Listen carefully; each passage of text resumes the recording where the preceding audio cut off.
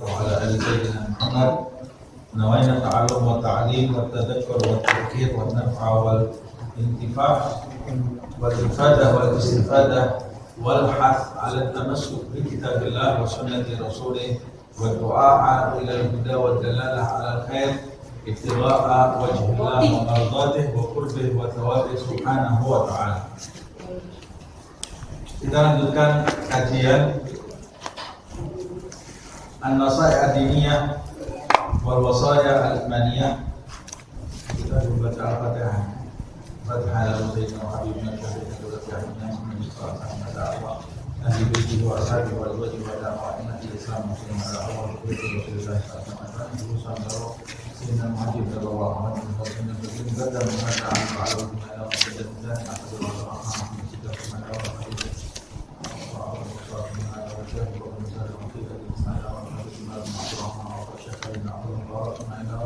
صاحب النصائح الدينية والوصايا الإيمانية الحبيب عبد الله بن علي بن محمد الأقداء من الحبيب علي بن محمد الحبشي وإلى أرواح أولياء إلى المشارك الأرض إلى مضل بها وإلى أرواح أجدادنا وجداتنا عمامنا عماتنا أخوالنا خالاتنا وإلى أرواح والدينا ووالديكم وأمواتنا وأخواتكم أجمعين وغفرنا الله يتغشاهم بالرحمة والمغفرة أن الله يعيد فياته في الجنة من كثر من مثوبتهم وحسناتهم وعافيتهم فيهم ونفعنا بهم ويجعل علينا من بركاتهم وأسرارهم وأنوارهم وعلومهم ونفحاتهم في الدين والدنيا والآخرة وأن الله يغفر لنا ويرحمنا ويرزقنا ويرزقنا أرزاقا وأن الله يرزقنا علما نافعا وأن الله يرزقنا علما نافعا وقلبا خاشعا وعملا متقبلا وأن الله يحفظنا يحفظ أولادنا يحفظ أصحابنا من جميع الفتن ومن جميع الأخطار من جميع البلاء والوفاء والمصيبة الظاهرة والباطنة كبيرة وصغيرة أن الله يفتح علينا فتوح العارف فتوح المطلق فتوح المبين طول العالم صحة معافية يكوننا بالحسنى ولا حظة اللهم صل وسلم الفاتحة.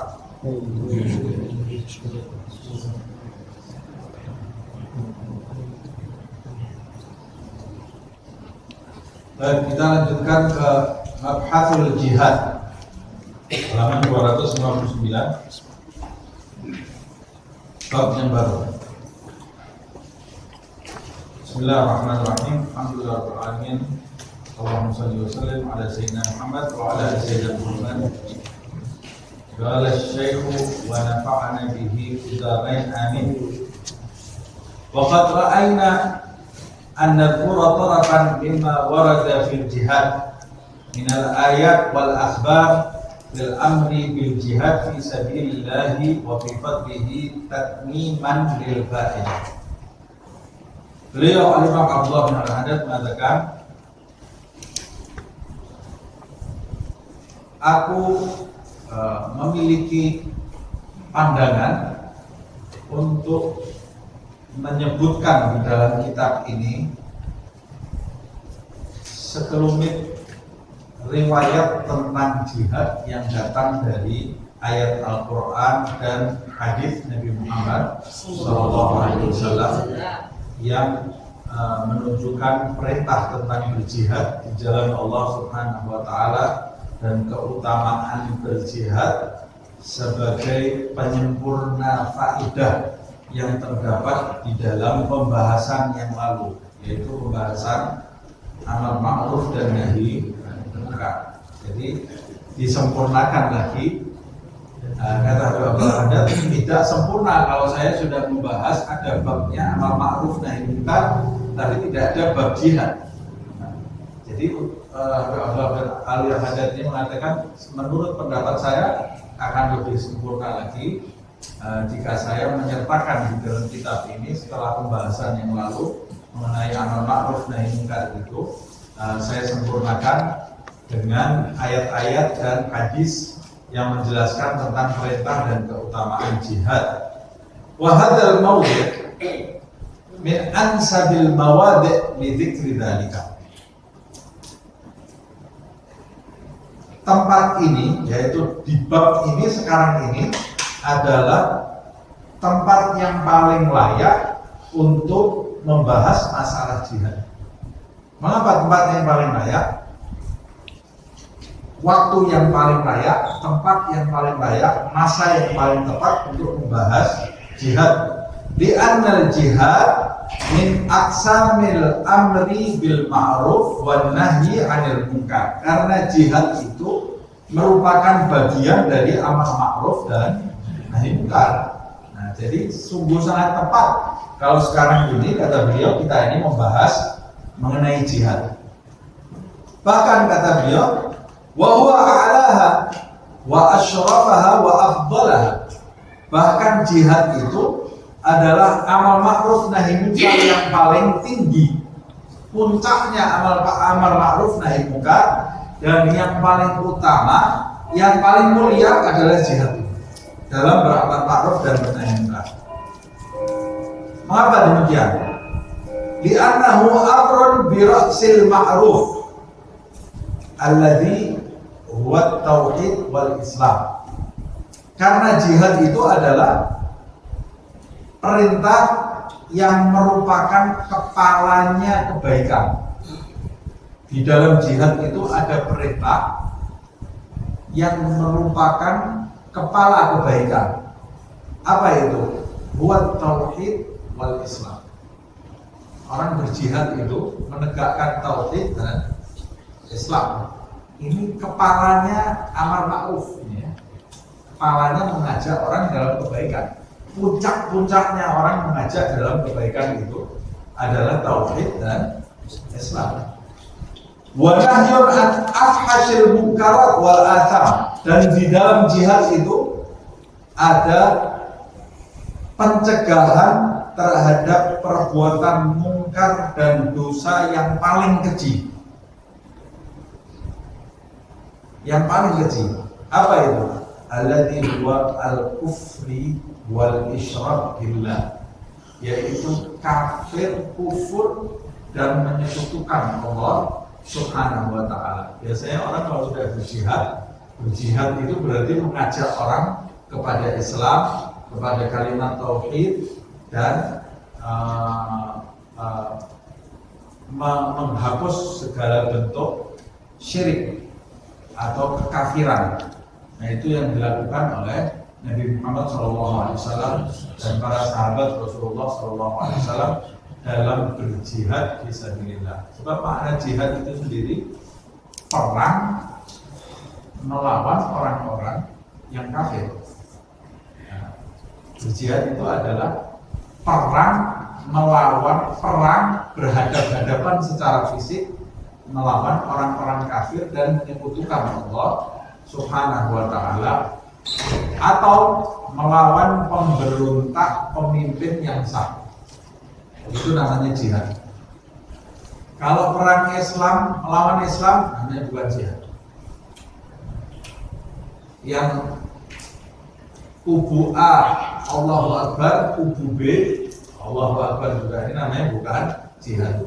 Kecuali kalau melawan pemberontak. Nah, pemberontakan itu pernah terjadi di masa kekhilafahan Ali bin Abi Thalib radhiyallahu anhu, seperti yang disebutkan di dalam sejarah.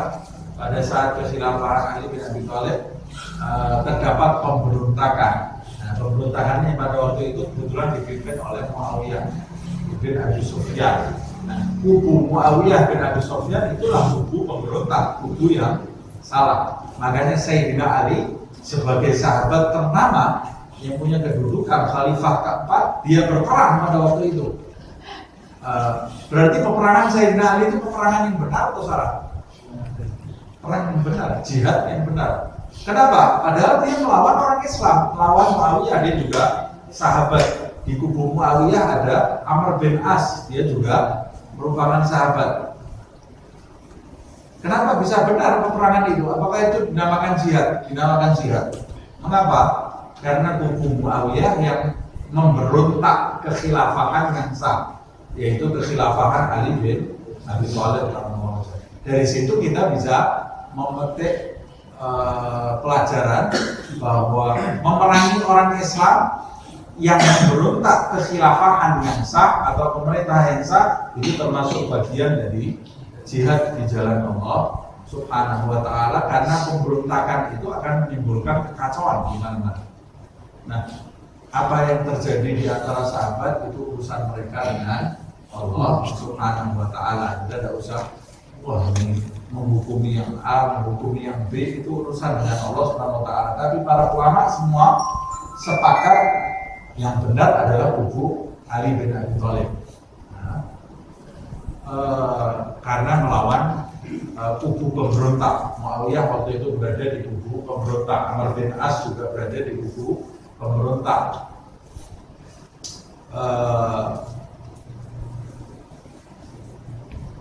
Antara mereka, karena sahabat itu tidak seperti Nabi, dia tidak maksum. Jadi sahabat itu dia juga bisa berbuat salah. Sahabat Nabi itu bisa berbuat salah, tapi kita tetap harus menghargai dia karena dia sebagai sahabat Rasulullah Sallallahu Alaihi Wasallam. Tidak boleh merendahkan salah satu pun dari sahabat Rasulullah Sallallahu Alaihi Wasallam. Tidak boleh. Walaupun dia berbuat salah, namanya manusia pasti ada kesalahan yang diperbuat. Nah, kembali kepada pembahasan ini. Nah, kalau jihad yang terjadi antar Muslim memerangi Muslim yang lain tanpa alasan, maka ini bukan jihad. Walaupun dia merasa berjihad, matinya bukan mati dalam keadaan jihad fisabilillah. Makanya di sini disebutkan bahwa jihad itu merupakan puncak amar ma'ruf karena jihad itu menegakkan tauhid, menegakkan Islam. Berarti kalau menegakkan tauhid, menegakkan Islam, berarti yang dilawan itu orang-orang kafir, orang-orang kafir. Nah, orang kafir yang mana yang dilawan? Apakah siap orang kafir harus kita perangi dengan pedang, dengan senjata? Tidak semua orang kafir. Orang kafir yang mana yang harus diperangi dengan pedang dan senjata? Orang kafir harbi. Orang kafir itu ada tingkatannya. Di dalam syariat ada kafir harbi, ada kafir dhimmi, ada orang kafir yang mu'ahad, ada janji dengan orang-orang Islam, itu tidak boleh diperangi. Kafir dhimmi tidak boleh diperangi. Yang boleh diperangi hanya satu, kafir harbi. Kafir, orang kafir yang memerangi Islam. Memeranginya dengan apa? Zaman sekarang dia bisa memerangi lewat media sosial. Memerangi orang Islam dengan media sosial. Boleh nggak kita datang ke rumahnya, kita penggal kepalanya? Tidak boleh. Tidak boleh. Kalau dia memerangi kamu dengan media sosial, ya kamu perangi balik dia dengan media sosial. Nah, yang boleh diperangi dengan senjata hanya kafir harbi. Kafir harbi yaitu kafir yang menggunakan senjata membunuh orang-orang Islam. Nah, itu yang terjadi di masa Nabi Muhammad SAW. Orang-orang musyrik, orang-orang kafir di masa Nabi Muhammad SAW, mereka memerangi Nabi Muhammad SAW dan membunuh orang-orang Islam. Dan ini baru diizinkan, peperangan ini baru diizinkan selepas hijrahnya Rasulullah SAW. Pada saat Nabi sebelum hijrah tidak diperbolehkan, belum diizinkan perang oleh Allah Subhanahu wa Ta'ala. Makanya banyak juga sebelum peristiwa hijrah itu di antara para sahabat yang disiksa oleh orang-orang kafir, tapi tidak ada peperangan yang terjadi. Peperangan itu terjadi setelah hijrahnya Rasulullah SAW. Jadi sebetulnya perang itu dibolehkan di dalam agama, tapi ada syarat-syaratnya. Jihad, peperangan itu dibolehkan, dan itu merupakan alternatif terakhir di dalam agama. Alternatif yang terakhir. Apa maksudnya alternatif yang terakhir? Ketika sudah tidak ada jalan lain kecuali harus perang. Tidak ada jalan lain kecuali harus perang. Ya sudah, perang itu ya harus dilakukan. Dan siapa yang berperang dalam kondisi seperti itu, maka dia telah berjihad di jalan Allah Subhanahu wa Ta'ala. Ketika ada panggilan jihad, maka ada kewajiban bagi kita untuk memenuhi panggilan jihad tadi. Nah, nanti mungkin akan dibahas sedikit oleh Imam Abdullah bin Al-Haddad. Wa awwalul jihad ad-da'wah ilal Islam summal qital bis-sayf. Lihat ini dijelaskan. Jihad yang permulaan, awal jihad, permulaan jihad adalah dakwah ke jalan Allah Subhanahu wa taala. Jadi jihad itu tidak melulu menggunakan pedang. Tapi permulaan jihad adalah berdakwah, mengajak orang ke jalan Allah Subhanahu wa taala. Itu awal dari jihad, menyerukan Islam, menjelaskan kepada umat manusia tauhid, jalan yang benar. Nah, pertanyaannya, siapa di antara umat Islam sekarang yang menjelaskan kepada non muslim di sana Islam yang benar? Ada nggak? Sedikit sekali di antara kita lebih suka sibuk antar umat Islam sendiri, antar madhab, sibuk saling mengkritik antar madhab. Kunut tidak kunut, tahlil tidak tahlil, sholawat pakai sayyidina tidak pakai sayyidina, ribut berkelahi sendiri, tengkar sendiri. Sementara itu di luar sana banyak orang yang mati tidak kenal Allah, tidak kenal Nabi Muhammad SAW. Siapa yang di antara umat Islam sekarang yang mengajak orang di sana untuk mengenal Allah dan mengenal Nabi Muhammad SAW? Sedikit di antara kita. Padahal itulah jihad yang benar. Nah, dan itu kepalanya jihad, kata Allah. Kepalanya jihad itu mengajak kepada tauhid dan Islam, menjauhkan orang dari perbuatan syirik dan kafir. Itu kepala jihad. Makanya orang yang bisa menjadi jalan hidayah bagi orang yang tidak mengenal Islam, orang yang bisa menjadi jalan hidayah, pahalanya paling besar. Nabi sampai menyebutnya humrun ni'am, seperti dapat unta merah. Apa ada unta warnanya merah? Unta tidak ada yang warnanya merah. Tapi Nabi mengatakan orang yang memberi jalan hidayah kepada orang lain itu seperti orang yang mendapat unta merah. Maksudnya unta merah di sini unta yang sangat mahal sekali. Kalau diterjemahkan dari bahasa sekarang seperti orang dapat mobil BMW atau mobil apa yang lebih yang mahal-mahal, ya. Seperti orang dapat sesuatu yang sangat mahal sekali. Orang yang bisa memberi jalan hidayah kepada orang lain. Nah kita ini, kalau bukan kita yang berdakwah mengajak orang kepada tauhid, mau siapa lagi yang mengajak? Nah, kita harus punya misi di dalam hidup ini, menjadi jalan hidayah bagi orang-orang yang tidak mengenal Allah dan tidak mengenal Rasulullah SAW. Sekali lagi, dilandasi rasa cinta, dilandasi rahmat, mendoakan, berinteraksi dengan cara yang baik. Berinteraksi dengan cara yang baik itu termasuk dakwah. Nah, termasuk dakwah. Menjelaskan Islam dengan cara yang baik kepada orang-orang di luar sana yang tidak mengenal Islam. Sementara itu kita sekarang memberikan contoh kepada mereka, orang-orang non-muslim itu, gambaran Islam yang tidak benar.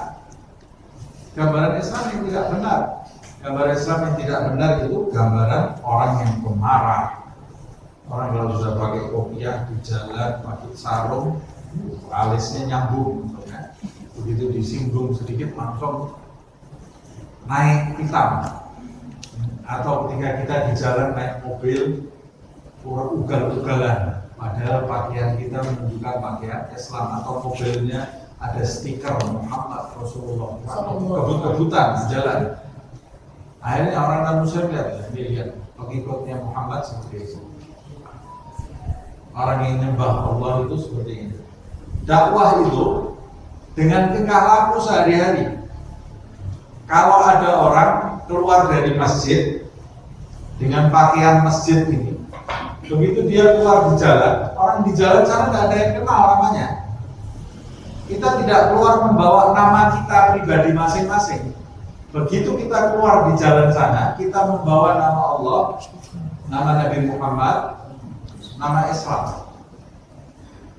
Kalau kita berbuat sesuatu yang baik, kita mengharumkan nama Allah, nama Muhammad SAW, nama Islam. Kalau kita berbuat yang buruk di jalan sana, orang yang tidak kenal Islam melihat ini orang Islam, ini Allah, ini Muhammad, ini Islam. Bukan kita, karena kita punya ciri khas Islam. Berarti siapa yang menghalangi dakwah Islam? Kita sendiri. Makanya disebutkan al-Islam mahjubun bil muslimin. Islam itu terhalangi oleh orang-orang Islam sendiri, karena dia tidak menjalankan Islam dengan benar, tidak menjalankan Islam dengan benar. Nah, awalul jihad, Ustaz susah kita suruh jadi orang baik, itu jihad. Jihad kita sekarang ini tidak ada yang harus kita penggal kepalanya kan, karena ini awal jihad ini dakwah. Dia mengatakan sumal gitar bisayf, baru kemudian perang dengan pedang. Kapan ini perang dengan pedang ini? Alternatif terakhir, kalau non muslim tidak memberi kesempatan bagi orang Islam untuk beribadah dengan benar. Kalau kita mau beribadah tidak dikasih kesempatan, mau sholat tidak boleh, mau puasa tidak boleh, mau pengajian tidak boleh, nah ini perang. Ini perang, karena dihalang-halangi kita. Nah, ini kita boleh perang. Itu pun setelah kita melakukan beberapa kali pendekatan, kalau bisa tidak dengan perang. Nah, sekarang di negara kita ini mau sholat bisa nggak ya? Mau sholat bisa, enak. Bukan cuma sholat bisa, habis sholat pengajian. Tidak semua negara loh kayak gini, bisa kayak gini, tidak semua. Di Singapura bisa, bagus. Habis sholat pengajian bisa. Di beberapa tempat tidak bisa kita membuat pengajian. Tidak ada. Mau pengajian bisa, mau sholat bisa, mau baca Al-Quran bisa, mau lihat kita buka, nutup jalan buat lebih hebat lagi ya. Nutup jalan buat maulid ini. Cari di negara lain ini belum tentu loh ya. Terus habis itu ada orang teriak di Indonesia, mengeluarkan pedang, bawa alat-alat perang mau jihad. Oh, ini baca bukunya baru 1 halaman. Baca buku baru 1 halaman, atau memang pengangguran dia, nggak ada kerjaan, dia mau cari keributan. Nggak ada jihad di sini. Nggak ada jihad angkat pedang di sini. Apa jihadnya di sini? Jihad di Indonesia ini adalah akhlak. Tampilkan akhlak sebagai muslim yang benar. Itu jihad yang benar. Dakwah. Ini Allah ada dia mengatakan awalul jihad ad-da'wah ilal Islam. Permulaan jihad itu menyeru orang, mengajak orang menuju kepada Islam. Di Indonesia ini jihadnya adalah dakwah. Dakwah dengan apa? Dengan ucapan yang baik, dengan tingkah laku yang baik. Ini dakwah yang benar. Ini sekarang ini kurang ya. Kurang. Sekarang ini orang Islam bukan berdakwah tapi memberi informasi saja. Ada orang jalan haram, itu juga tahu di haram. Tapi cara menyampaikan yang benar itu dakwah itu. Dakwah itu mengajak itu menggunakan cara bagaimana supaya ajakan kita ini bisa mudah diterima. Itu namanya mengajak. Kalau cuma mengatakan ini haram, ini halal, itu namanya bukan mengajak. Itu informasi saja. Informasi, dan boleh jadi yang diberi informasi itu sudah tahu bisa jadi, cuma cara mengajak kita yang salah. Nah, ini dakwah kita yaitu dengan akhlak.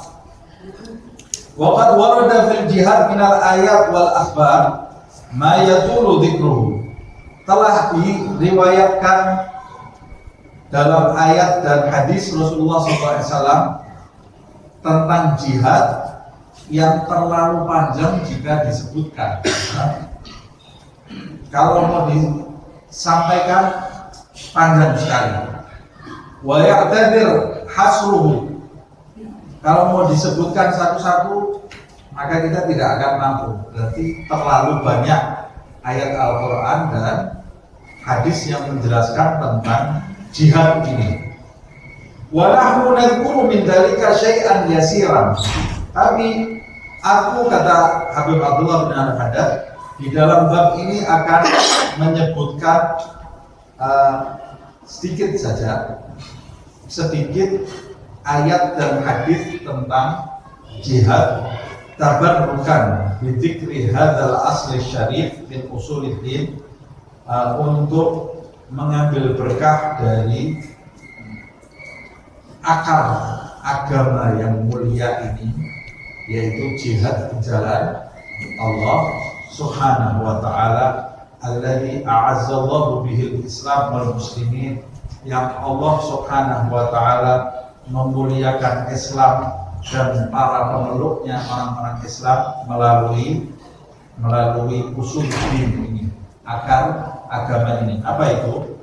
Yaitu jihad di jalan Allah Subhanahu wa ta'ala. Wa adalla bihi, dan Allah Subhanahu wa ta'ala menghinakan dengannya asyirka wal musyrikin, syirik dan orang-orang yang menyekutukan Allah Subhanahu wa ta'ala. Dihinakan oleh Allah Subhanahu wa ta'ala melalui jihad di jalan Allah Subhanahu wa ta'ala. Nah, apa saja ayat-ayat itu? Kalau Allah ta'ala, ini kita sebut dulu ayat-ayatnya ya. Jadi kalau kita kalau kita bahas ayatnya satu persatu nanti tidak habis.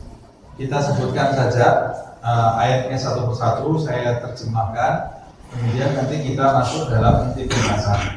Kalau Allah Ta'ala, Allah Subhanahu wa ta'ala berfirman, kutiba alaikumul qital wa huwa kurhun lakum, telah diwajibkan bagi kalian berperang, wa huwa kurhun lakum, dan peperangan itu tidak kalian sukai.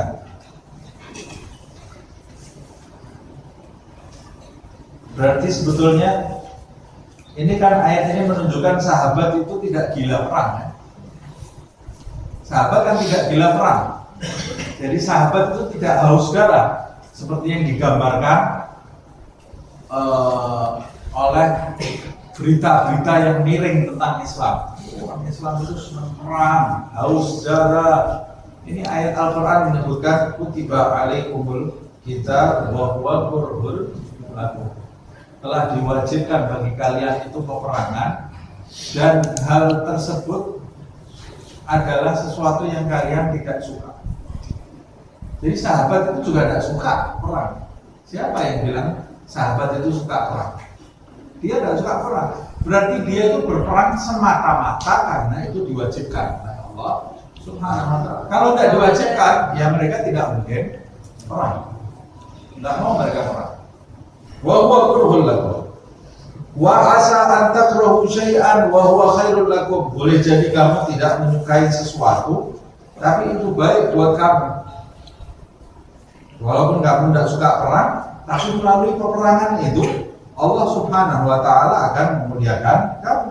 Wa asa an tuhibbu syai'an wa huwa syarrun lakum.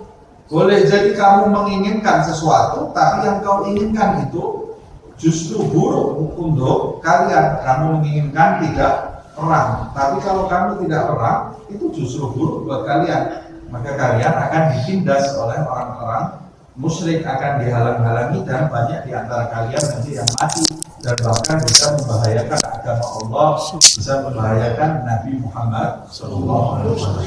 Wallahu ya'lamu wa antum la ta'lamun. Allah adalah yang maha mengetahui sedangkan kalian tidak mengetahuinya. Wa qala ta'ala, Allah Subhanahu wa ta'ala berfirman, wa qatiluhum hatta la takuna fitnatun wa yakuna ad-dinu lillah. Dan perangilah mereka, orang-orang musyrik, hatta la takuna fitnatun, hingga fitnah itu tidak terjadi. Gangguan di muka bumi itu hilang, hingga hilang fitnah itu.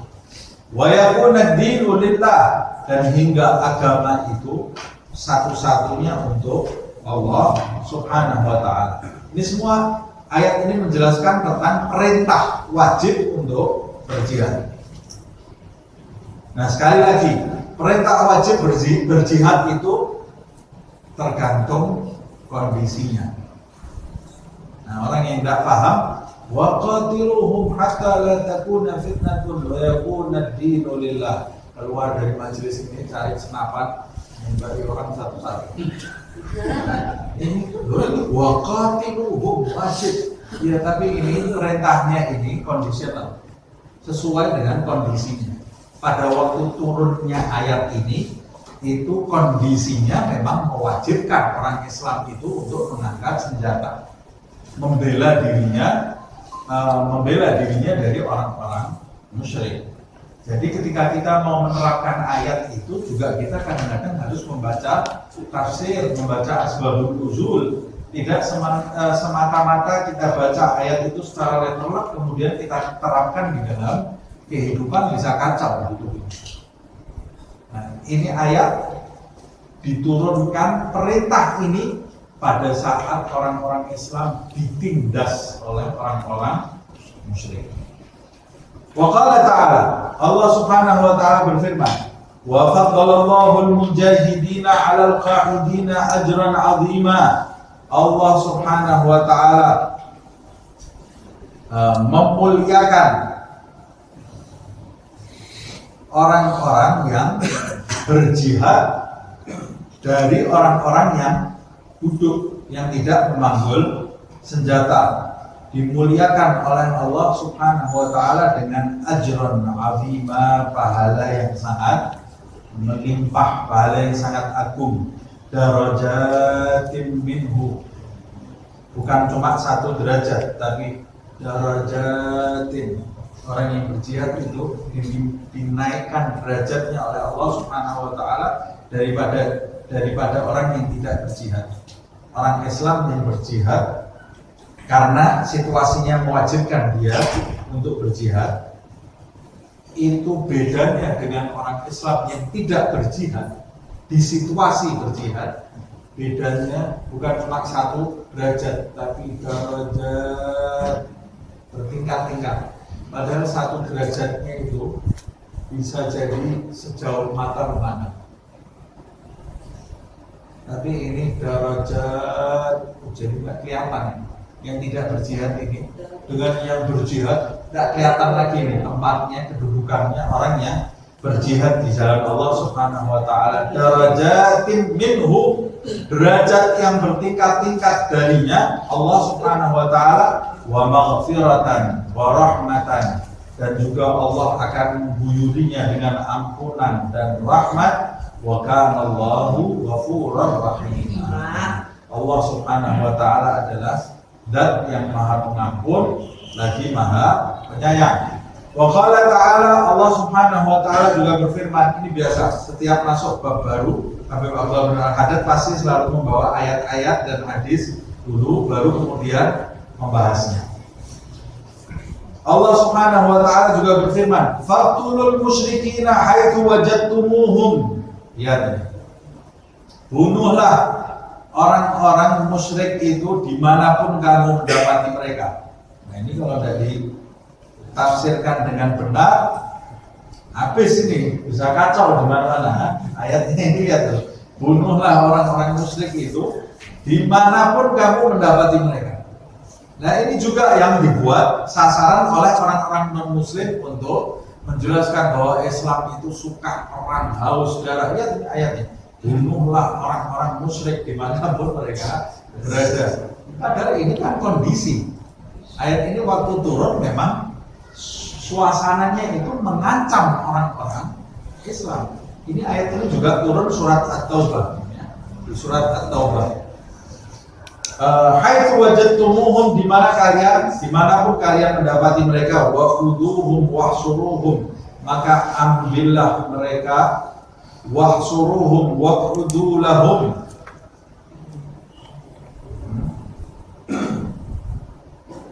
Jadi tangkap mereka. Wa khuduhum berarti tangkap mereka. Wahsuruhum, kepung.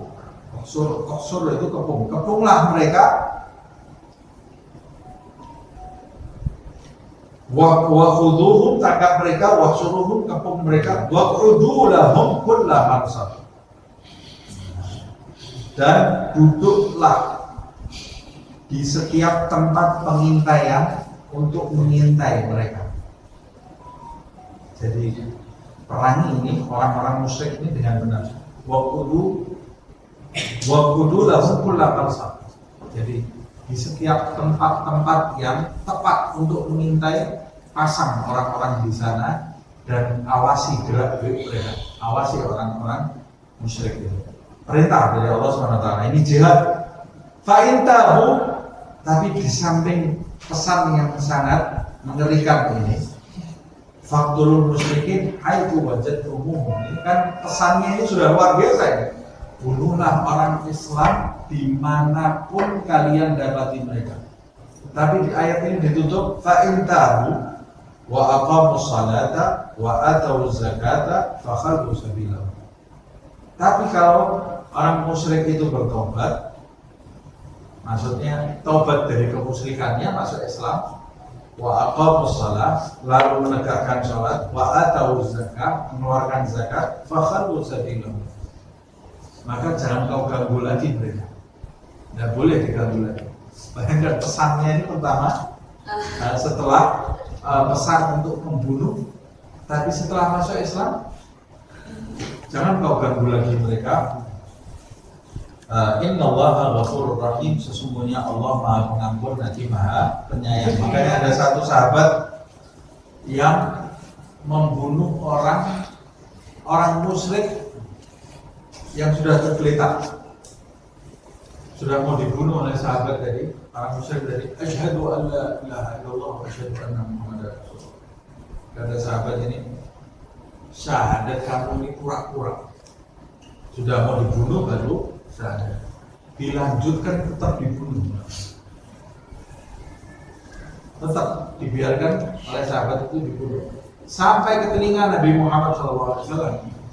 Marah Rasulullah SAW, panggil sahabat itu, dipanggil Rasul SAW ulang-ulang kalimat di depan sahabat tadi, asyaqaqta qalbahu. Kenapa kamu bunuh? Kata dia, pura-pura ya Rasulullah. Syahadatnya itu pura-pura, kata Rasulullah. Apa kamu tahu isi hati orang itu? Asyaqaqta qalbahu, asyaqaqta qalbahu, diulang-ulang kalimatnya oleh Rasulullah. Apa kamu tahu isi hati orang itu? Sampai kamu bilang pura-pura itu kamu paham, kamu bisa membaca hati orang. Itu urusan dia dengan Allah Subhanahu wa Ta'ala. Tapi kalau ada orang syahadat, kita nggak bisa ngomong ini munafik, ini syahadatnya pura-pura. Karena kita ini Tuhan, tahu hatinya orang. Kadang-kadang itu hanya pikiran kita sendiri atau perasaan kita terlibat. Kalau ada orang syahadat di depan kita, yaitu dia adalah muslim. Kalau andai kata dia nanti pura-pura, itu urusan dia dengan Allah Subhanahu wa Ta'ala. Kita hanya bisa menghukumi yang zahir. Makanya Rasulullah SAW marah karena sahabat ini gegabah. Orang sudah syahadat tetap dibunuh. Kata sahabat tadi, ya Allah, aku nyesel sekali karena Rasulullah sampai marah seperti itu kepadaku. Sampai dia mengatakan, andai setelah dimarah Nabi itu aku baru masuk Islam. Jadi seperti kecerobohanku itu tidak fatal kalau itu perbuatannya dilakukan pada saat dia non muslim. Tapi itu kan tidak mungkin ya. Kemudian kita lanjutkan. Wa qala ta'ala, Allah Subhanahu wa Ta'ala juga berfirman, alladzina amanu wa hajaru wa jahadu fi sabilillahi bi amwalihim wa anfusihim a'dhamu darajatan 'indallah. Orang-orang yang beriman, amanu wa hajaru, dan orang-orang yang hijrah. Ini semua sahabat kaum muhajirin ya. Wa jahadu fi sabilillah, dan berjihad di jalan Allah Subhanahu wa Ta'ala. Bi amwalihim, berjihad dengan hartanya. Gimana jihad dengan harta? Dan mengeluarkan hartanya untuk kepentingan dakwah Islam. Nah, ini menunjukkan jihad itu tidak mesti dengan pedang, tapi jihad itu bisa dengan harta.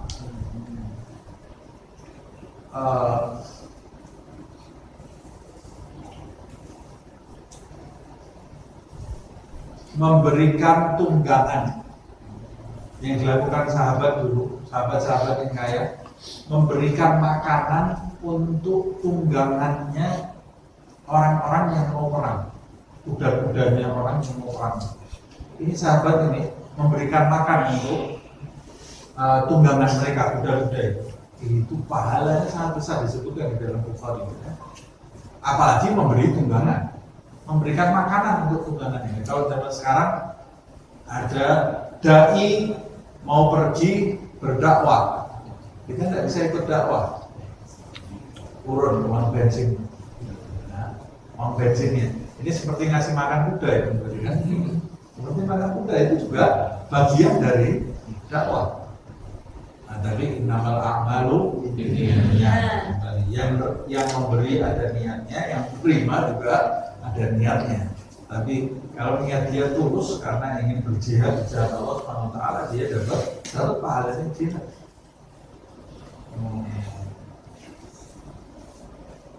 Jadi kita kalau keluar dari rumah niatkan. Waktu kita keluar dari rumah niatkan, saya keluar niat berjihad di jalan Allah Subhanahu wa taala. Jihad tidak harus bawa pedang. Niat berjihad di jalan Allah maksudnya berdakwah di jalan Allah Subhanahu wa taala. Karena di dalam riwayat debu yang menempel di wajah orang-orang yang berjihad di jalan Allah Subhanahu wa taala itu nanti bisa menjadi tameng dari api neraka Allah Subhanahu wa taala. Tameng dari siksa kubur. Tameng dari api neraka Allah Subhanahu wa taala. Nah, kita mau itu. Ghadbatun fi sabilillah wa rahatun khairun minad dunya wa ma fiha, dalam riwayat disebutkan ya. Orang yang berjalan di siang hari atau di sore hari di jalan Allah Subhanahu wa taala itu yang didapat lebih baik daripada dunia seisinya. Atau kama qala Nabi Muhammad SAW. Jadi kita kalau keluar dari rumah di pagi hari atau kapanpun niatkan saya niat berjihad berdakwah di jalan Allah Subhanahu wa taala. Supaya keluarnya kita ini dapat pahala, tapi bukan cuma niat saja, diwujudkan niat berdakwah. Bi amwalihim, jihad pertama hijrah, jihad di jalan Allah dengan harta mereka, wa anfusihim, dan dengan jiwa mereka. A'zamu darajatan indallah, lebih agung derajatnya di sisi Allah. Siapa ini? Orang-orang muhajirin. Orang-orang muhajirin ini sahabat yang paling utama. Makanya ulama kemudian menyimpulkan sahabatnya Nabi yang paling utama itu siapa? Khulafaur Rasyidin. Khulafaur Rasyidin itu paling utama. Setelah khulafa yang paling utama, ini ada khilaf. Ada kalau dari sisi muhajirin dan ansor, mana yang paling utama? Kalau muhajirin atau kalau ansor? Kalau muhajirin lebih utama. Itu pun ada khilaf sudah ya di antara sana.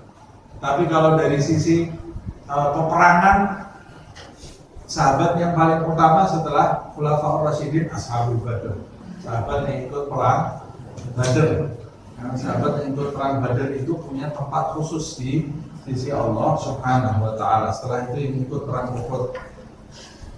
Tapi yang tahu persis yang paling utama itu adalah Allah Subhanahu wa taala. Tapi kalau di dalam ayat ini Allah menyebutkan orang yang hijrah, jihad di jalan Allah dengan harta dan jiwanya, a'dhamu darajatan indallah. Jadi menunjukkan kaum muhajirin ini lebih agung di sisi Allah Subhanahu wa taala. Wa ulaika humul faizun. Mereka itulah orang-orang yang menang, benar-benar mencapai kemenangan, mencapai kesuksesan di sisi Allah Subhanahu wa taala. Yubashshiruhum rabbuhum. Tuhan mereka telah memberikan kabar gembira kepada mereka. Bayangkan ini sahabat Rasulullah. Keutamaannya ya. Siapa yang bisa mengalahkan keutamaan sahabat Nabi Muhammad SAW yang dipastikan mereka ini dapat kabar gembira dari Allah Subhanahu wa taala. Dikutip di dalam ayat suci Al-Qur'an, Tuhan mereka yaitu Tuhannya orang-orang yang hijrah, jihad di jalan Allah dengan harta dan jiwanya. Ini Tuhan mereka memberikan kabar kepada mereka. Apa kabarnya ya Allah? Bi rahmatin minhu. kabar gembiranya mereka akan dapat rahmat dari Allah Subhanahu wa taala. Wa ridwanin, dan dapat ridho Allah Subhanahu wa taala. Ada di antara kita yang sudah dapat kabar ini atau belum? Nah, belum. Tapi sahabat Nabi Muhammad ini sudah ditetapkan oleh Allah Subhanahu wa taala nih, dapat rahmat, dapat ridwan, dapat ridho Allah Subhanahu wa taala. Wa jannatin, dan surga-surga, lahum, untuk mereka, fiha na'imun muhim, yang di dalamnya terdapat kenikmatan yang mukim itu yang tetap, khalidina fiha, mereka akan kekal di dalamnya, kenikmatannya abadi, mereka yang duduk di sana juga abadi. Kalau di dunia kenikmatannya fana, yang singgah di dunia juga fana. Tapi kalau di surga kenikmatannya abadi, yang tinggal juga abadi. Khalidina fiha abada, selama-lamanya. Innallaha indahu ajrun 'azim. Sesungguhnya Allah Subhanahu wa taala di sisinya itu, di sisi Allah terdapat pahala yang sangat agung. Wa qala ta'ala, Allah Subhanahu wa taala berfirman, infiru khifafan wa thiqalan. Pergilah kalian khifafan wa thiqalan. Khifafan wa thiqalan, baik dalam keadaan ringan atau dalam keadaan berat. Infiru, pergi atau berangkatlah kalian. Khifafan, khafif, dalam keadaan ringan. Wa thiqalan, dalam keadaan thaqil, dalam keadaan berat. Jadi tidak ada alasan. Masih, kalau kita zaman sekarang ini mau pergi sholat aja kepala pusing, tidak jadi sholat. Atau mau pergi sholat ada anak sakit, wah tidak jadi. Ada ruwet masalah A, masalah B, tidak jadi. Tapi sahabat dulu berangkat, kata Allah SWT, berangkat pergi. Khifafan wa thiqalan. Kamu dalam keadaan mudah atau masih dalam keadaan sulit, tidak ada alasan, berangkat. Subhanallah. Wajahidu, dan peranglah kamu, jihad, berangkat ikut perang bersama Rasulullah SAW. Kalau tidak ada perintah ini semua buat alasan gitu. Yang perang tinggal Rasulullah sendiri mungkin ya. Tapi tidak begitu sahabat Rasulullah SAW. Coba kalau kita umpamanya zaman sekarang kan, ya Allah, coba kita hidup di zamannya Rasul ya. Kan kalau hidup di zamannya Rasul, mungkin jadi Abdullah bin Ubay nanti pemimpin munafik gitu ya. Kita mau berangkat pengajian aja sudah alasannya macam-macam. Coba kalau kita datang perang sama Rasulullah SAW, Rasulullah kemudian mengumumkan, ini kita bayangkan ini, coba kita tiba-tiba kalau Rasulullah datang mengumumkan kita, ayo sekarang perang. Wah, alasannya bisa seribu. Padahal dulu sahabat itu kadang-kadang perang bersama Rasulullah, baru kembali lukanya masih basah, Rasul ngajak perang. Ngajak perang lagi Rasulullah, itu perang Badar itu. Sahabat itu pulang, sampai kota Madinah ada kabar perang Uhud. Perang Uhud, pada waktu perang Uhud. Sampai di kota Madinah, dengar kabar orang-orang musyrik tadi mau melanjutkan perang. Jadi kembali mau melanjutkan perang. Rasulullah SAW mengatakan kepada sahabat yang tadi ikut perang, bukan sahabat baru yang dipanggilnya. Yang tadi ikut perang, jangan turun, jangan masuk kota dulu, berangkat lagi dengan saya. Berangkat, tapi akhirnya tidak ada peperangan. Tapi berangkat lagi, ini perjalanan jauh loh nih. Tidak ada bis, tidak ada mobil, wala AC, wala apa ya. Sebagian jalan. Ini orang-orang pilihan, orang-orang pilihan. yang harus kita muliakan. Orang zaman sekarang hidup isinya sampai di AC, di bawah AC, kerjanya nonton TV, terus baca kitab sahabat, ngawur ini sahabat ini. Ini sahabat ini bagaimana ini kritik sahabat kan? Dia ini wah sudah kalau hidup zamannya Rasul kayak dia ini orang hebat sendiri ya. Padahal dia adzan subuh aja nggak bangun, sama selimutnya kalah. Berani kritik sahabat Rasulullah SAW. Ini sahabat orang mendampingi Nabi Muhammad itu tak gampang. Konsekuensinya sangat berat sekali. Makanya Abdullah bin Mas'ud, setelah wafatnya Rasulullah, Abdullah bin Mas'ud, ada orang berkata kepada Abdullah bin Mas'ud, luar biasa kamu pernah berjumpa dengan Nabi. Marah Abdullah bin Mas'ud. Kamu katakan luar biasa. Ini beban yang berat buat saya karena saya pernah berjumpa dengan Nabi Muhammad. Jadi buat dia berjumpa dengan Nabi Muhammad itu beban yang sangat berat. Karena dia mendapat nikmat yang besar dari Allah Subhanahu wa ta'ala. Matinya nanti seperti apa? Kita ini kalau berjumpa dengan orang-orang yang punya kedudukan tinggi di sisi Allah Subhanahu wa ta'ala, itu nikmat sekaligus beban. Nikmat berjumpa dengan kita membaca kitabnya Allah Ta'ala ada. Nikmat. Di luar sana berapa banyak orang yang nggak kenal dengan hal-hal seperti itu. Ini kita duduk membaca kitab ini, nikmat yang luar biasa plus ada bebannya. Karena di balik setiap nikmat itu ada tuntutan dari Allah Subhanahu wa ta'ala. Infiru khifafan wa thiqalan. Berangkatlah kamu ringan atau dalam kondisi berat, wajahidu bi amwalikum wa anfusikum fi sabilillah, dan berjihadlah kalian dengan harta dan jiwa kalian di jalan Allah. Dzalikum khairul lakum in kuntum ta'lamun. Hal tersebut lebih baik bagi kalian jika kalian mengetahuinya. Jihad di jalan Allah bersusah payah, capek, kena pedang, berdarah di jalan Allah Subhanahu wa ta'ala, itu lebih baik bagi kalian jika kalian mengetahuinya. Lebih baik invest buat nanti kehidupan yang abadi. Wa qala ta'ala, Allah Subhanahu wa ta'ala juga berfirman, udhina lilladzina yuqataluna bi annahum zulimun. Udhina artinya diizinkan. Lilladzina yuqataluna, diizinkan bagi orang-orang yang diperangi. Bi annahum zulimu, karena sesungguhnya mereka itu dizalimi. Lihat ini sebagai penjelas apa yang saya jelaskan di awal tadi ya, bahwa perang itu alternatif terakhir. Udhina diizinkan oleh Allah.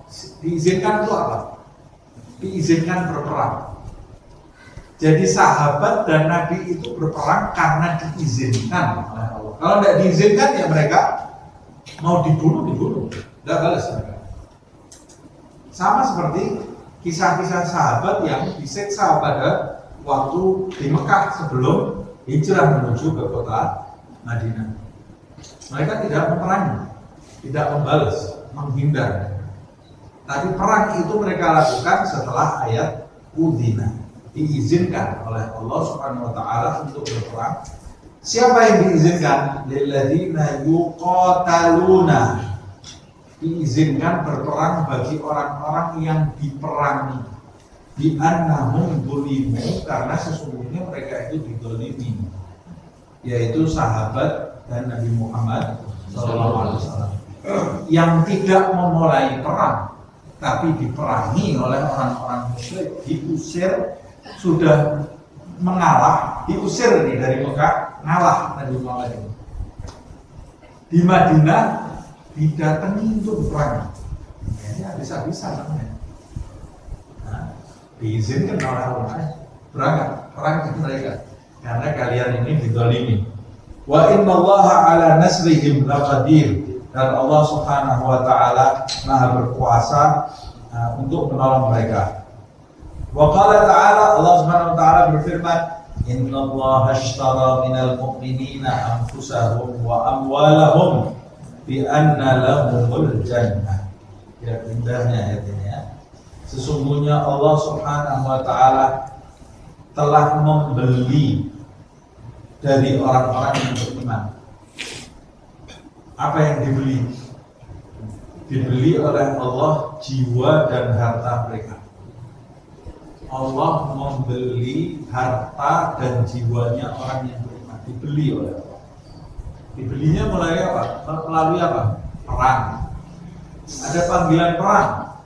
Nabi yang mengajak menegakkan kalimat Allah. Kata Allah, mana jiwa kamu saya beli. Saya beli. Ayo perang. Dibeli oleh Allah. Berarti kalau dibeli sia-sia atau tidak? Kan ada balasannya. Kalau dibeli itu berarti ada harganya. Ada harganya. Oh, waktunya zakat. Berarti harta kalian ini dibeli oleh Allah SWT. Waktu kalian bersedekah, harta kalian ini dibeli oleh Allah SWT. Termasuk waktu kita sholat, bangun tahajud, bangun subuh, itu jiwa kita dibeli oleh Allah SWT. Kesenangan kita ini dibeli oleh Allah Subhanahu wa taala. Tijaratan lan perniagaan yang tidak pernah rugi adalah perniagaan antara orang beriman dengan Allah Subhanahu wa taala. Tidak ada ruginya, untung terus. Uangnya apa ya Allah? Mata uangnya apa? Allah kan membeli jiwa dan hartanya orang yang beriman. Mata uangnya ini apa ini? Uangnya di anna lahumul jannah. Dibeli oleh Allah, barternya dengan surga. Kamu berikan jiwa dan harta kamu, aku Allah menukar jiwa dan harta kamu ini dengan surga. Ya Allah, andai kita punya jiwa 100 kita korbankan masih tidak sepadan dengan surga yang akan kita dapatkan. Karena di dalam surga itu ada ridho Allah Subhanahu wa taala. Ada wajah Allah Subhanahu wa taala. Kita bisa melihat Allah Subhanahu wa taala. Ada Nabi Muhammad SAW, kita kumpul dengan Rasulullah SAW, kita mendengar bacaan Al-Quran dari Nabi Muhammad SAW, mendengar bacaan Al-Quran dari Allah. Kita punya jiwa 1000, kita korbankan masih tidak sepadan. Murah banget ya. Yang kita dapat ini luar biasa. Bi anna lahumul jannah yuqatiluna fi sabilillah. Caranya bagaimana? Mereka membunuh atau berperang di jalan Allah Subhanahu wa taala. Fayaqtuluna wa yuqtalun. Mereka membunuh atau mereka terbunuh. Mereka perang, lolos dari kematian di peperangan itu, dapat juga. Mereka mati juga mereka dapat. Jadi orang beriman itu kalah kan? Tidak ada orang beriman kalah. Orang kalah itu orang yang tidak mendapatkan apa-apa, itu orang kalah. Orang beriman itu menang dalam peperangan, dapat surga. Kalah dalam peperangan juga dapat surga. Itu apa bedanya? Ya sudah, dua-dua dapat surga, tidak ada yang kalah. Orang beriman itu tidak ada yang kalah. Wa'adan alaihi haqqa. Ini janji bagi mereka, janji yang hak. Fit Taurat wal Injil wal Quran. Janji ini ada di Taurat, ada di Injil, ada di Al-Quran. Berarti di Taurat dan Injil ada ayat peperangan nggak? Ada. Jadi kalau orang Muslim bilang Islam ini ayat ini perang-perang, di Injil di Taurat juga ada ayat perang. Kita jangan bodoh ya. Tahunya dari mana? Di Taurat dan di Injil ada ayat perang. Allah sampaikan. Wa'adan alaihi haqqan fit Taurat wal Injil wal Quran. Apa janjinya? Janjinya yuqatiluna fi sabilillah fayaqtulun wa yuqtalun. Di Taurat ada juga, di Injil ada juga. Wa man awfa bi'ahdihi minallah. Dan bagi siapa orang-orang yang memenuhi janjinya Waman aufa bi ahdihi, siapa yang lebih menepati janji daripada Allah Subhanahu wa ta'ala, fastabshiru bi bai'ikum alladhi bay'tum bihi, maka kabar gembira bagi kalian dengan jual beli yang kalian lakukan ini, wa dzalika huwal fawzul 'adzim, dan ini adalah kemenangan yang sangat agung. Ini ayat-ayat tentang kewajiban dan keutamaan berjihad. Ada ayat-ayat tadi yang menjelaskan tentang wajibnya berjihad kondisional, pada saat kondisi kita memang wajib berjihad. Kemudian di dalam ayat-ayat ini juga dijelaskan balasan bagi orang yang berjihad dan keutamaan berjihad di jalan Allah Subhanahu wa ta'ala. Nanti sampai rumah bisa dilihat. Ini di sini kebetulan ada nama suratnya, nama nomor ayatnya, bisa dilihat di terjemahan. Di situ nanti dijelaskan. Kita bisa meneliti apa kewajibannya, letak kewajibannya, pahalanya dan keutamaannya. Nah, nanti di pertemuan yang akan datang kita sama-sama membahas hadis Rasulullah SAW mengenai kewajiban dan keutamaan jihad, lalu masuk pada penjelasan. Wallahu a'lam bishawab.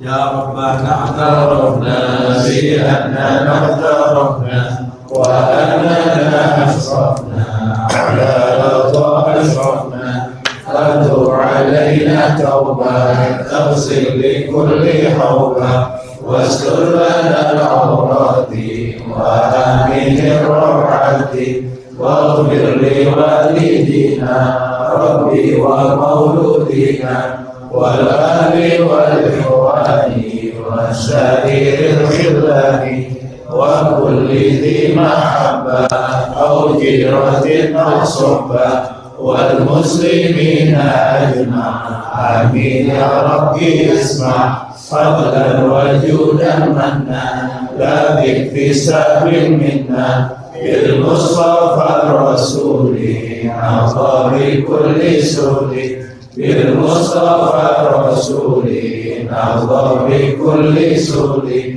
bil mustafa rasuli nazari kulli suli salla wa sallam rabbi alaihi 'adal habbi wa alihi wa sahbihi 'idada farshis suhbi walhamdulillahi fil hadri wa tanahi.